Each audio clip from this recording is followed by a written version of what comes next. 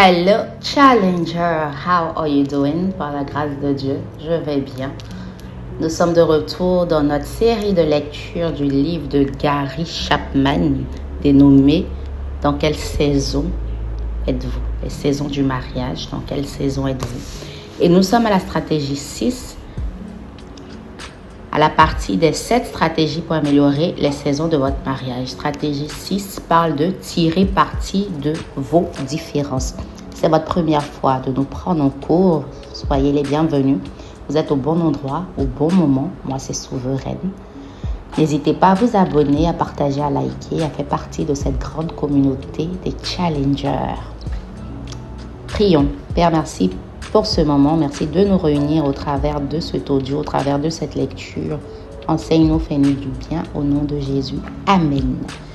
Lorsque notre mariage arrive en automne, nos différences commencent à nous paraître plus importantes qu'auparavant. En hiver, elles nous séparent, telles des murs de glace. Ainsi, par exemple, dans l'automne de la relation, Gérald était modérément irrité par la façon dont Marielle s'y prenait pour remplir le lave-vaisselle. Mais quand l'hiver s'installait, voir les assiettes, les couverts et les verres placés sans ordre le rendait à chaque fois furieux. Allez faire une promenade à pied avec votre conjoint et vous constaterez rapidement que votre allure et votre démarche diffèrent. Essayez pour vous reposer et vous remarquerez que vous ne vous installez pas de la même façon. Entamez une conversation et vous vous apercevrez que vous n'avez pas les mêmes pensées. Accomplissez une tâche comme tondre la pelouse, passer l'aspirateur ou changer la couche d'un bébé et vous verrez que chacun a une approche tout à fait personnelle de ses actions. Même vos personnalités sont dissemblables. L'un des époux peut être de nature optimiste, tandis que l'autre est pessimiste. L'un a l'esprit logique et méthodique, alors que l'autre se fie à son intuition. L'un aime l'ordre et avec lui chaque chose est à sa place. L'autre passe la moitié de sa vie à essayer de mettre la main sur les clés.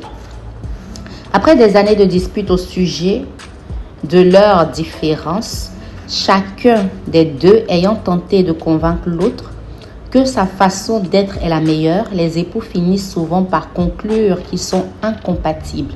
D'ailleurs, l'incompatibilité, c'est-à-dire les différences inconciliables, sert fréquemment de motif au divorce. Au fil des 30 années passées à conseiller des couples mariés, j'ai acquis la conviction qu'il n'existe pas de différence inconciliable. Il n'y a que des gens qui refusent de se réconcilier. Quand chacun des époux reconnaît le caractère unique de l'autre et s'en félicite, les différences elles-mêmes soudent le couple qui forme alors une équipe invincible. Mais comment pouvons-nous exploiter cette réalité dans le mariage? Comment tirons-nous le meilleur parti de nos différences afin de quitter l'automne ou l'hiver pour accéder au printemps ou à l'été? Sous-thème, déterminez vos différences. Le processus commence par l'identification de vos différences. Si votre conjoint et vous-même voulez tirer le meilleur parti de vos traits de caractère respectifs, vous devez savoir en quoi vous êtes dissemblables. La tâche n'est pas compliquée, elle demande seulement du temps et de la réflexion. Les différences les plus évidentes sont celles qui vous irritent le plus. C'est pourquoi l'un des moyens de déterminer ce qui vous différencie consiste à dresser la liste des choses qui vous agacent chez votre conjoint. Après avoir établi cette liste, posez-vous 2 questions. 1. Pourquoi ces caractéristiques m'irritent-elles? 2. Quelle différence cette irritation révèle-t-elle? Dans la plupart des cas, vous êtes irrité parce que votre conjoint ne fait pas une certaine chose de la même façon que vous. Votre partenaire et vous-même êtes simplement différents dans ces domaines et jusqu'à présent, vous avez vu ces différences comme des sources d'énervement. Mais regardons-les un peu plus près. Par exemple, pourquoi Gérard était-il agacé par la manière dont Marielle remplissait le lave-vaisselle? Très probablement parce qu'elle était de nature organisée tandis que sa femme était spontanée. Très probablement parce qu'il était de nature organisée tandis que sa femme était spontanée. Une différence que l'on observe couramment dans de nombreux couples, cette dissemblance se manifestait aussi dans d'autres aspects de leur vie, bien sûr. La liste suivante révèle quelques différences fréquentes entre mari et femme. Elle vous aidera peut-être à déterminer certaines de celles qui sont présentes dans votre couple. Point numéro 1, les bavards épousent souvent des personnes calmes et réfléchies. Point numéro 2, les lèvres tôt avec des couches tard. Point numéro 3, ceux qui aiment créer l'événement se marient souvent avec ceux qui préfèrent en lire le compte-rendu. Point suivant, ceux qui vivent selon le dicton une place pour chaque chose et chaque chose à sa place se marient souvent avec ceux qui passent leur temps à dire où l'ai-je donc mis. Point suivant, les planificateurs épousent souvent les personnes qui ne s'inquiètent des détails qu'au fur et à mesure. Point suivant, les casaniers des personnes aimant sortir ou recevoir. Donc, les casaniers épousent des personnes aimant sortir ou recevoir. Point suivant, les personnes très logiques se rapprochent souvent de celles qui le sont moins. Point suivant, les pingres se mettent fréquemment en couple avec les paniers percés. Point suivant, les lecteurs passionnés épousent souvent des drogués de télévision. Point suivant, les jokers épousent souvent des jokers, ceux qui aiment faire le jogging, épousent souvent des nageurs. Point suivant, les zappeurs épousent souvent des accros de spots publicitaires. Point suivant, et pour une raison étrange, les fans d'artistes de variété épousent souvent des amateurs de musique classique. Je suis sûre que vous pouvez compléter cette liste, mais elle devrait pouvoir vous servir au moins de point de départ pour déterminer vos différences. Sous-thème, recherchez les avantages de vos différences.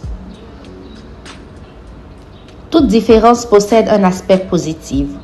Nous ne sommes pas obligés de considérer les caractéristiques de son conjoint comme une source d'irritation. Prenons l'exemple de Gilles qui est par nature pantouflard.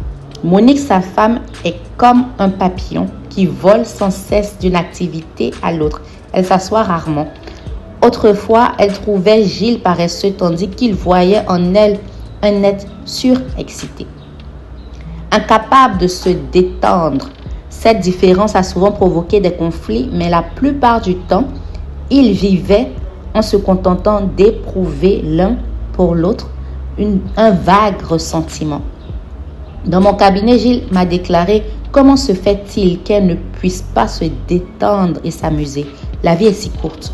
On n'est pas obligé de travailler tout le temps. » Monique a répondu « Mais il y a tant à faire. Je n'arrive pas à comprendre qu'il puisse rester assis là à regarder la télévision en me laissant tout le travail sur les bras. » Quelle est la différence? Quelle différence cet agacement réciproque révèle-t-il? Il semble que Gilles ait tendance à considérer la vie de manière plus détendue, plus décontractée, tandis que Monique est consciente et consciencieuse et aime s'activer. Sa ligne de conduite se résume ainsi. Pourquoi rester tranquillement assis quand on peut faire quelque chose d'utile? Tandis que Gilles traduit par pourquoi travailler quand on peut se reposer? Cette différence identifiée, voyons quel atout elle offre. En quoi la façon dont Gilles aborde la vie est-elle positive? Il met en avant le fait qu'il faut profiter de la vie et qu'il existe un équilibre à trouver entre le travail et la détente. Pareillement et parallèlement, quel avantage peut-on tirer de l'approche de Monique? Elle nous rappelle que nous avons tous le devoir de travailler. La vie n'est pas un long fleuve tranquille, mais elle exige de nous discipline et détermination. Lorsque nous recherchons l'aspect positif de nos différences, nous faisons un pas en direction de leur optimisation. Quel point attirer? Qu'en est-il des différences qui concernent une conduite immorale? Par exemple, le mari a tendance à mentir par la femme. Elle trouve ses mensonges extrêmement irritants et lui trouve tout aussi agaçant son respect de la vérité. Je suis pour ma part convaincue qu'un comportement immoral ne présente aucun atout. Il nécessite que l'on reconnaisse ses torts et qu'on demande pardon à son conjoint. Cela permettra par la suite d'aboutir à une réconciliation. Nous avons parlé de ce processus dans le cadre de la stratégie numéro 1 à propos des fautes passées. Mais la plupart des différences qui nous irritent dans le cours normal de la vie n'ont rien à voir avec la moralité. Il s'agit simplement de manifestations de notre caractère unique, lequel comprend toujours un bon côté. Si nous voulons tirer le maximum de nos différences, en tant que couple marié, nous devons en rechercher les avantages. Sous-thème, tirer des leçons de vos différences. Monique doit apprendre que la vie ne se limite pas au travail. Pour le bien de sa santé mentale et de sa santé physique et la santé de son mariage, elle doit prendre le temps de s'asseoir avec Gilles pour se détendre en regardant un film par exemple. Peut-être devrait-elle se renseigner davantage sur la nécessité d'alterner travail et repos.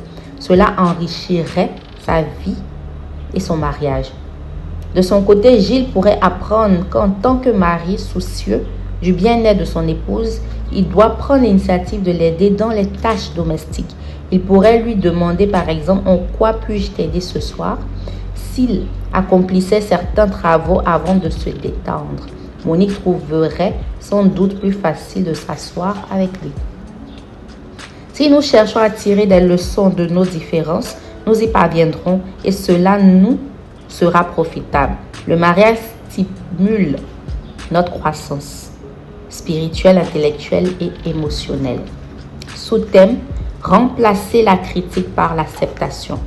Un aspect essentiel de cet apprentissage consiste à remplacer la critique par l'acceptation. Lorsque nous vivons les différences de l'autre comme une source d'irritation, nous le gratifions généralement d'un sermon. Je n'arrive pas à croire que tu puisses être aussi paresseux, ou pourquoi n'arrives-tu pas à t'asseoir à côté de moi et à te détendre? Pourquoi faut-il toujours que je sois en train de t'agiter? De quelle remontrance maintiennent le mariage en hiver et dressent des murs glaciales de ressentiment? Cependant, une fois que nous avons compris que nos différences sont positives et non négatives, nous pouvons remplacer la critique par des paroles valorisantes. Monique pourrait commencer par dire « Je sais qu'autrefois cela m'a contrarié que tu passes autant de temps devant la télévision et que tu ne m'aides pas à m'occuper de la maison, mais je commence à me rendre compte que nous sommes différents, tout simplement, et qu'il faut que j'apprenne à me détendre et à profiter davantage de la vie en étant moins obsédée par les tâches à accomplir. Je veux donc te remercier d'être tel que tu es. » Une déclaration aussi valorisante pourrait même inciter Gilles à prendre Monique dans ses bras, quelle que soit sa réaction. Il se rendra compte en tout cas qu'elle l'accepte mieux désormais. Gilles pourrait, quant à lui, débuter la conversation ainsi. « Je sais que dans le passé, je t'ai critiqué parce que tu es toujours en mouvement, parce que tu ne t'arrêtes jamais pour respirer le parfum des roses.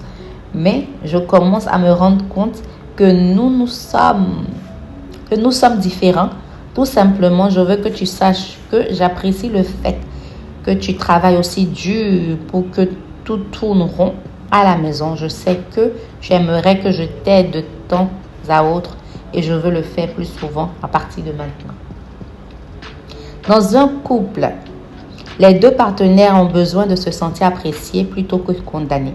L'acceptation mutuelle crée une atmosphère favorable à des changements dans le bon sens. Sans doute, à présent, commencez vous à comprendre comment les différentes stratégies peuvent se combiner pour sortir le mariage de l'hiver ou de l'automne et le faire entrer dans le printemps ou dans l'été.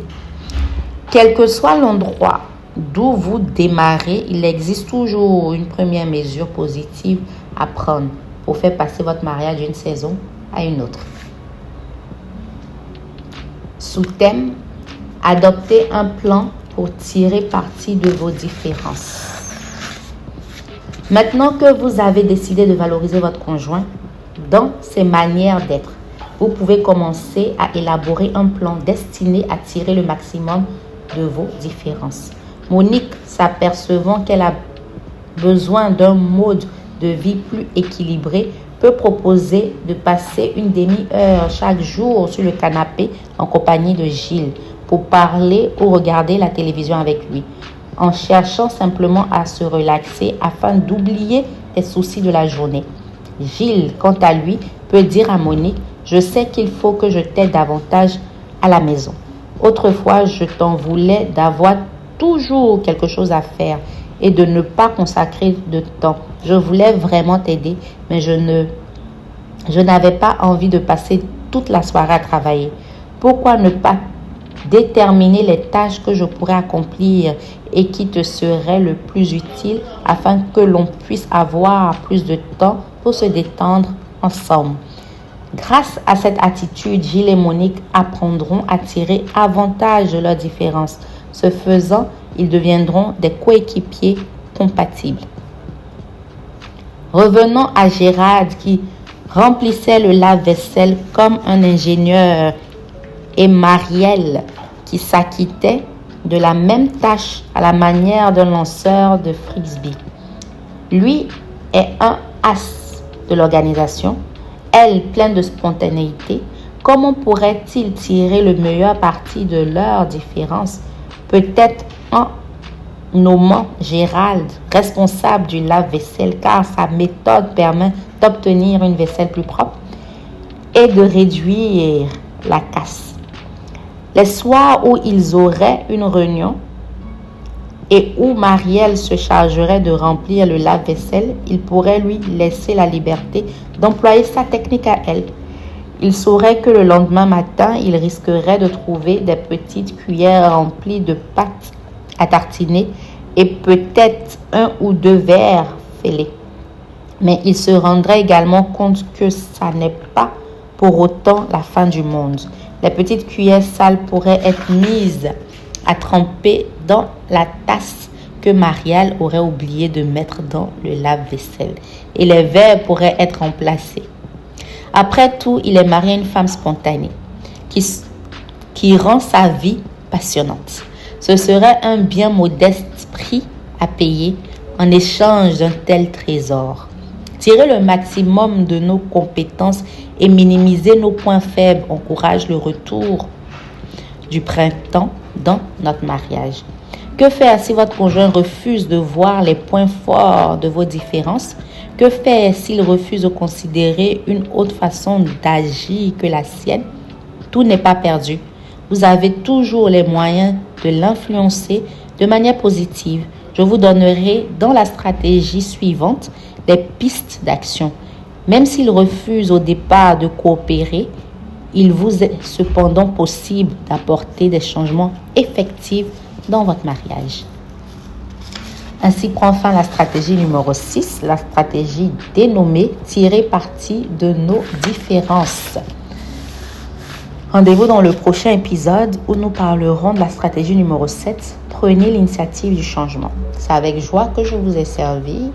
N'hésitez pas à liker, à partager à un couple que vous connaissez, à laisser des commentaires, à vous abonner si ce n'est pas encore fait. Et je vous dis à très bientôt dans le prochain épisode. Moi, c'est Souveraine. Shalom chez vous.